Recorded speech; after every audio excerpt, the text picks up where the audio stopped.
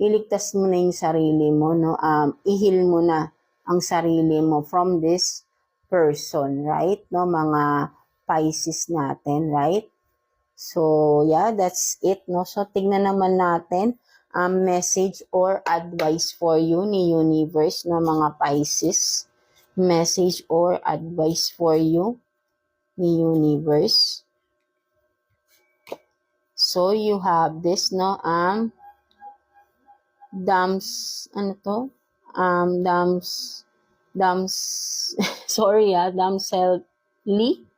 brings direction, no? Baka si damsel, no? Yung sa movie, right? No? So, talaga, no? Sinasabi rin dito na maging brave enough ka, no? At harapin mo, no? Something like that. Kung makikita mo rito, literally, no? Parang hindi ka na natutulog, no? Very toxic talaga itong person na ito, right? No? So, kailangan mo ay maging matapang dito, no? Para ay makaalis ka na, no? Kung magiging matapang ka, ikakalma mo yung sarili mo, right? No?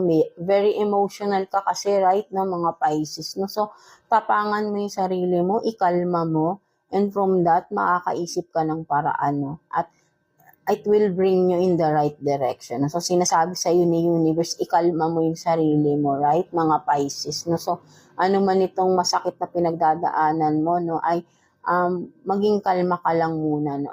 Kumaga ay, wag mong masyadong toxic na yung relationship, ito toxic mo pa yung sarili mo, right? No? Kailangan mo rito, ibangon mo yung sarili mo, maging matapang ka, seek guidance, no? Kay God, at bibigyan ka niya ng tamang direction na anong dapat mong gagawin, di ba?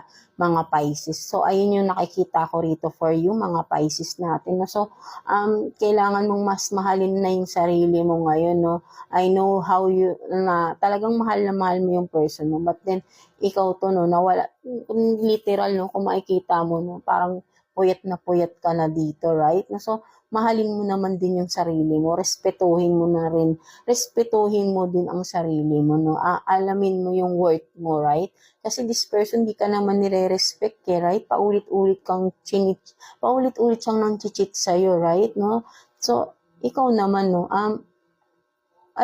kumbaga, it's time naman na to be naman sa sarili mo, no, respect naman yourself, no, by getting out of this kind of relationship na mga Pisces natin. So, yeah, that's it, no. So, ayun lang naman yung nakuha natin for you, Pisces, no. So, I hope na may naka-resonate for some of you, mga Pisces.